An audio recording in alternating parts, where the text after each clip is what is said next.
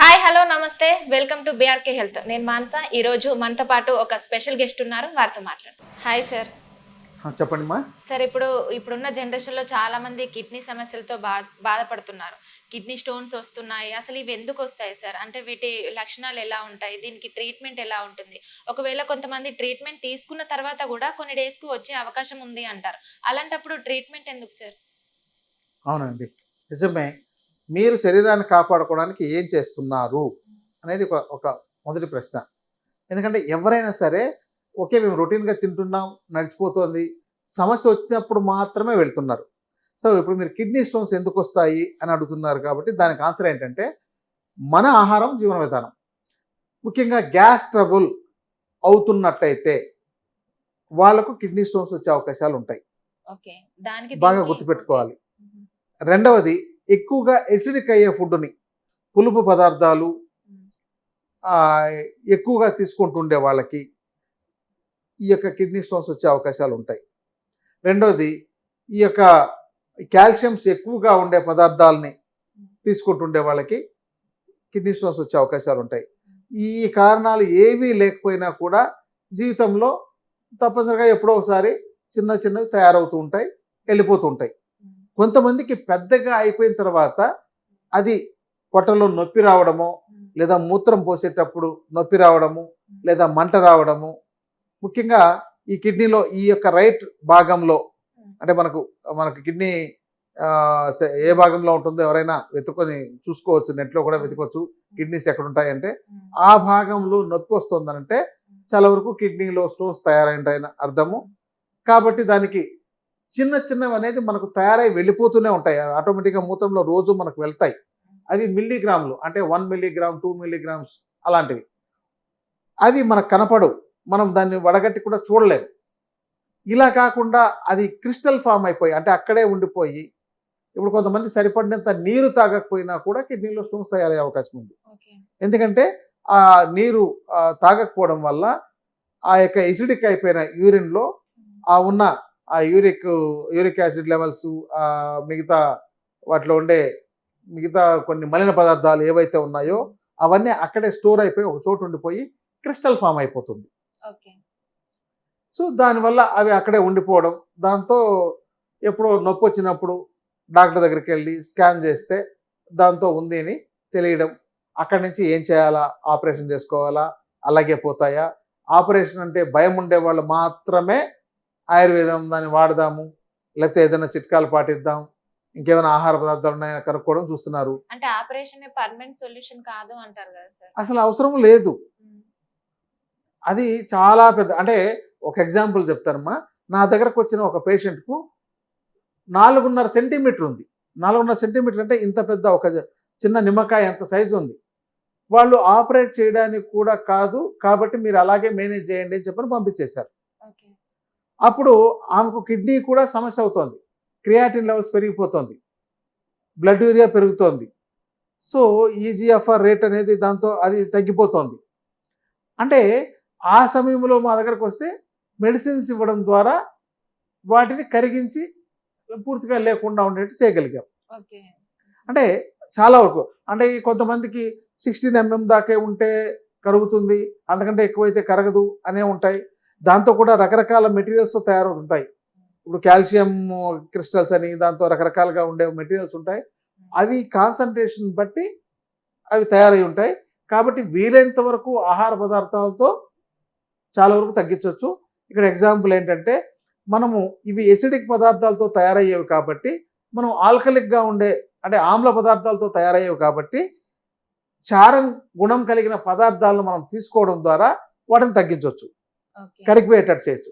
Example, మనకు క్షార పదార్థాలు మన ఆహారంలో ముల్లంగి, ఉలవలు, నువ్వులు, కొండపిండి చెట్టుని అండ్ గలిజేరు ఇలాంటి ప్లాంట్స్లో వాటిలో ఉంటున్నాయి. మీరు ఎప్పుడైనా ముల్లంగి రసం తాగారా అంటే ఎవ్వరు మేము ఎప్పుడు తాగలేదండి అంటారు. ముల్లంగి రసం ఎలా తయారు చేసుకోవాలో కూడా తెలియదు అన్న వాళ్ళు ఉన్నారు, అసలు ముల్లంగి తెలియదు అన్న వాళ్ళు ఉన్నారు. కిడ్నీ స్టోన్తో ఎవరైతే మా దగ్గరకు వచ్చారో వాళ్ళకి మీకు ముల్లంగి తెలుసా అంటే అది ఎలా ఉంటుంది అన్న వాళ్ళు ఉన్నారు. దాన్ని క్యారెట్ తెలుసా అంటే ఆ క్యారెట్ తెలుసా అండి. అప్పుడు క్యారెట్ లాగానే పొడవుగా ఇది ఎర్రగా ఉంటుంది, అది తెల్లగా ఉంటుంది. ఓ తెలుసు అని అప్పుడు అంటారు. మా ఏరియాలో దొరకదు అంటారు, మార్కెట్లో మాకు దగ్గర దొరకదు అంటారు. సో ఇది ఎందుకంటే కొంతమంది కళ్ళు తాగడం వల్ల కూడా స్టోన్ నీరమ్మ తగ్గించుకోవచ్చు. అంతే, ఏమీ లేదు అక్కడ. నీరు కళ్ళులో ఉండేది కూడా 99% నీరే కదా, లేదా 90% నీరు ఉంటుంది మిగతా కాకుండా. సో ఒక మనకు అది 10 mm దాకా ఆ ట్యూబ్ ఉంటుంది కాబట్టి మనకు బ్లాడర్కు కరెక్ట్ అయ్యే ట్యూబ్. సో దాంతో రొటేట్ అయ్యి వచ్చేస్తుంది. అంతకంటే ఎక్కువైనప్పుడు అది ఇరుక్కుపోయి ఉండిపోతుంది. ఓకే. కాబట్టి కొన్ని చోట్ల కొంతమంది భయపెడుతుంటారు, అది వచ్చి నీకు ఇక్కడ గుచ్చుకుంటే అక్కడ నీకు మళ్ళీ అది వామిటింగ్ అవుతాయి, నొప్పి వచ్చేస్తుంది, కిడ్నీ ప్రాబ్లం అయిపోతుంది, కాబట్టి నువ్వు వెంటనే సర్జరీ చేసుకోవాలనగానే భయపడతారు. సో అందరికీ అలా జరగవు, ఎక్కడో కొంతమందికి జరుగుతాయి. అందరూ నాకు మళ్ళీ అక్కడెక్కడో ఇరుక్కుపోతుందేమో, తర్వాత కిడ్నీ సమస్య అవుతుందేమో అని సర్జరీలు చేయించుకోవాల్సిన అవసరాలు ఏమి ఉండవు. చాలా వరకు మన హోమ్ రెమెడీస్తో తగ్గించుకోవచ్చు. అందుకని ఫస్ట్ చేయాల్సిన పని ఏంటంటే, కిడ్నీలో స్టోన్స్ ఉన్నాయి అని మీకు తెలిసింది, ముందు మీరు తాత్కాలికంగా నొప్పి తగ్గించడానికి ఆయుర్వేద వైద్యుల దగ్గర చాలా రకాల ఔషధాలు ఉన్నాయి, చిన్న చిన్న మందులు ఉన్నాయి, వాటిని తీసుకొని వాడుకోవచ్చు. లేదా మీకు ఆధునికంగా ఏవైతే పెయిన్ కిల్లర్స్ లాంటివి ఉన్నాయో వాటిని వాడుకుంటూ కూడా ముల్లంగి తీసుకొచ్చి ముక్కలుగా కోసి కొద్దిగా వేపుడు చేసి ఒక గుడ్డలోకి వేసి పిండితే జ్యూస్ వస్తుంది. ఓకే. ఆ జ్యూస్లో కొద్దిగా సాల్ట్ లాంటిది ఏదైనా వేసుకొని ఒక హాఫ్ కప్ అంత తాగాలి. ఇలా ఉదయం సాయంత్రం ఒక 2-3 రోజులు తాగేసరికి చాలా వరకు కిడ్నీలో ఉన్న చిన్న చిన్న స్టోన్స్ అని కరిగి వెళ్ళిపోతాయి. ఈ అవకాశం ఉంది. ఓకే. ఉలవలను ఉడకపెట్టి ఆ నీళ్లను తాగితే, నీళ్లు తాగాలి అంటే బాగా ఉడికించి ఆ అందులో నీటిని చాలా రకాలు ఉంటాయి కదా సార్. ఏది అంటే బ్లాక్ గా ఉంటాయి కొన్ని. ఏదైనా పర్లేదు, 3 రకాలు దొరుకుతాయి. ముఖ్యంగా బ్లాక్వి, రెడ్ కలర్, తెల్లటివి దొరుకుతాయి. అవును. వీటిలో ఏదైనా తీసుకోవచ్చు. ఓకే. వాళ్ళకి అందుబాటులో ఏ ప్రాంతంలో ఉన్నారో వాళ్ళకి అందుబాటులో ఉండేవాటి ఆ నీటిని తాగడం ద్వారా తగ్గుతుంది. కానీ ఉలవలకు ఉష్ణవీర్య గుణం ఉంటుంది కాబట్టి కొంచెం నీళ్ళు మరీ ఎక్కువ తాగాలి. తర్వాత నువ్వులను ఉడకపెట్టి ఆ నీళ్లను తాగినా కూడా, అంటే వడబోసి ఆ నీటిని మాత్రమే తాగాలి. అలా చేయడం ద్వారా కూడా తగ్గుతుందండి. ఇక అంటే నువ్వులకి వేడి చేసే గుణం ఉంటుంది కదా సార్. అవును, అందుకనే దానివల్ల మళ్ళీ ఇంకా మిగతాది ఎక్కువ- ఏదైనా కూల్గా మజ్జిగ తాగడం, నీళ్ళు ఎక్కువ తాగడం ఇలాంటివి చేసుకోవాలి. ఓకే. అంటే అదే. నువ్వులు తీసుకోవడం వల్ల బాడీలో హీట్ ఎక్కువ, ఇంకా కిడ్నీ స్టోన్ నొప్పి ఎక్కువ అవుతుంది ఇంకా. అలాంటివి ఏం జరగదండి. నీళ్లు సరిపడా తాగకపోతేనే ఈ సమస్య వస్తుంది, ఓకే. లేదా వాళ్ళకున్న సైజుని బట్టి ఆధారపడి ఉంటుంది. ఇవి లేదు అనుకున్నప్పుడు వైద్యులు పెద్దవిగా ఉన్నట్టయితే వైద్యుల పర్యవేక్షణలో కొన్ని మందులు ఉన్నాయి, చాలా అద్భుతంగా పనిచేసే ఉన్నాయి, చాలా వరకు తగ్గుతుంది. మా దగ్గరకు వచ్చిన పేషెంట్లో 90% అయితే డిజాల్వ్ అయినాయి. ఓకే. అంటే ఎన్ని కొంత మంత్స్ లో తగ్గించవచ్చు సార్ ఆయుర్వేదంలో? ఇప్పుడు మీరు చెప్తున్నారు కదా, ఎన్ని మంత్స్ అవుతుంది? వాళ్ళ కండిషన్ బట్టి 10 రోజుల నుంచి 3 నెలలు 6 నెలలు పట్టిన వాళ్ళు కూడా ఉన్నారు. ఓకే. రెండో రోజు మూడో రోజుకే నాకు పడిపోయిందని చెప్పని పట్టుకొచ్చి ఆ స్టోన్ తీసుకొచ్చి చూపించిన వాళ్ళు కూడా ఉన్నారు. కాబట్టి అది వాళ్ళ యొక్క శరీరతత్వం, వాళ్ళ తీసుకునే ఆహార విధానము, జీవన విధానాన్ని బట్టి ఆధారపడి ఉంటుంది. తర్వాత కొండపిండి అది చాలా అద్భుతంగా పనిచేస్తుందండి. దాన్ని ఒక ఆకుకూరగా వండుకోవచ్చు. ఈ విషయం చాలా మందికి పబ్లిక్ తెలియదు. అవును, ఫస్ట్ టైం వింటున్నాను సార్ నేను. దాన్ని ఆకుకూరగా పిండి కూర అంటారు, కొండపిండి అంటారు, పాషాణ్ బేద్ అంటారు. ఇంకొకటి రణపాల అని, అది కూడా చెట్టు యొక్క ఇది చెట్టు ఉంటుంది, దాని యొక్క ఇది కూడా తీసుకోవచ్చు. దాన్ని డైరెక్ట్గా నమిలి తిని నీళ్లు తాగడం ద్వారా కూడా అంటే వేరా తగ్గుతుంది. లేదంటే ఆకునే. ఓకే. ఇంకా కొన్ని చోట్ల దానికి ఏదో పత్తరక పత్ర ఏదో సమ్ పేరు కూడా నేను హిందీలో విన్నా. అలాంటి ప్లాంట్స్ కూడా ఉన్నాయి. అవి కూడా ఈ రణపాల లాంటి వర్గమే, కానీ వేరే వర్గానికి సంబంధించిన ఆకులు వేరుగా ఉంటాయి. అలాంటివి తీసుకున్నా కూడా తగ్గుతున్నాయి. ఇక పునర్నవ అంటారు, మనకు ఇక్కడ గలిజేరు అంటారు. దీంతో 2-3 రకాలు ఉంటాయి, అటుకు మామిడి అని, తెల్ల గలిజేరు అని, ఎర్ర గలిజేరు అని. వీటి యొక్క కషాయం తాగినా కూడా తగ్గుతుంది. సో ఇలాంటివన్నీ హోమ్ రెమెడీస్గా చేసుకునేవి. ఇవేవి కాదనుకున్నప్పుడు వైద్యుల దగ్గరికి వెళ్తే చాలా వరకు తగ్గుతుంది. 10 మందిలో ఒకరికో ఇద్దరికో మాత్రమే సర్జరీ అవసరం ఉంటుంది. 80% మందికి మందులు, ఆహార విధానం, జీవన విధానంలోనే తగ్గిపోతాయి.